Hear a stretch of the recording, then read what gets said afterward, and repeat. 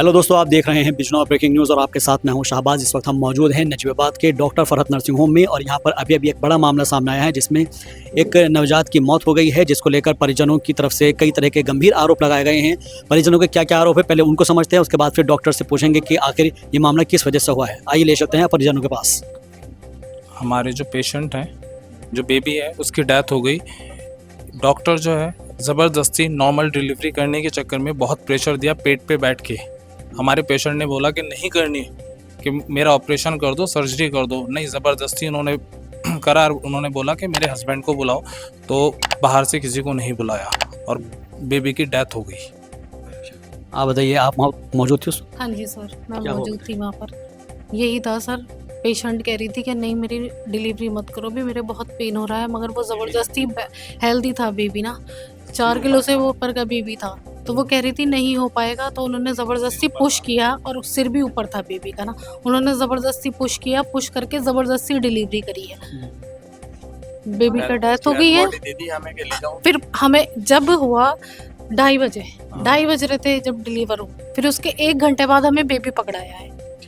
1 घंटे बाद भी हमें अंदर बुला के बोला है धड़कन नहीं आ रही है, मैंने कोशिश करी है, पहले क्यों नहीं बताया? आप बताएं।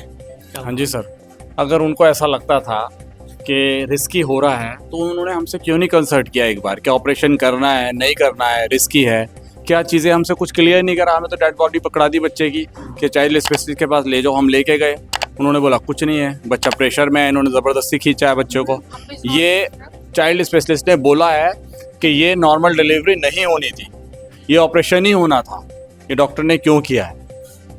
प्रेशर में है, बच्चे की निशान है गले पे भी। ये इनकी फरत जो मैडम है, इनकी लापरवाही से काम हुआ सब कुछ। क्यों इन्होंने पहले सब कुछ चेक किया, बाद में है ना, और अब ये कह रहे कि नहीं साहब इसकी सर्जरी नहीं करी। और वो बच्ची कह रही थी बार बार कि सर्जरी मेरी कर दो, है ना, क्यों बच्चे का वेट ज़्यादा था। और हमारे पास साथ बदतमीजी से पेश आए, उल्टा सीधा इनके वर्कर तमाम, उल्टा सीधा तमाम, है ना।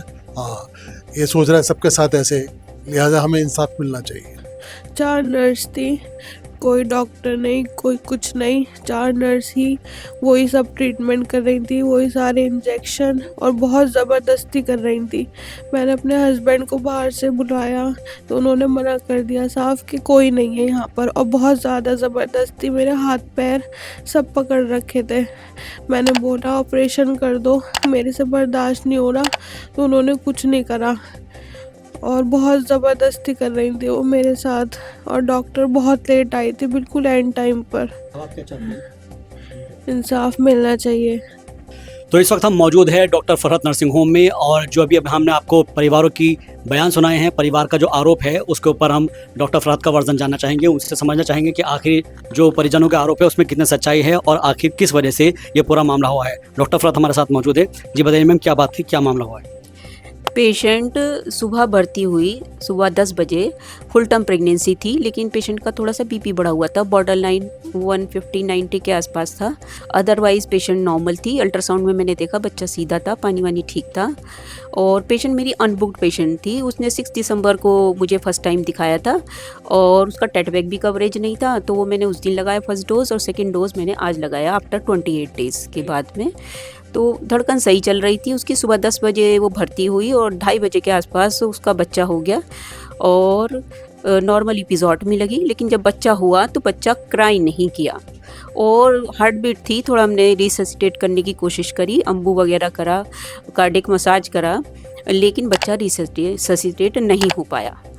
और यही अब अगर फीटल डिस्ट्रेस होती तो मैं तुरंत ऑपरेशन के लिए कहती, लेकिन बच्चे की मुझे धड़कन बीच में ख़राब नहीं मिली। एक बार बीपी शूट करा था तो उसके लिए ग्रेविडोल हमने लगा दिया था और बीपी कंट्रोल में आ गया था। अच्छा, लेकिन कुछ जो परिजनों के आरोप है कि डॉक्टर साहिबा जो है देरी से पहुंची है, वहाँ पर जो नर्सेस थी वो लगातार उनको देख रही थी।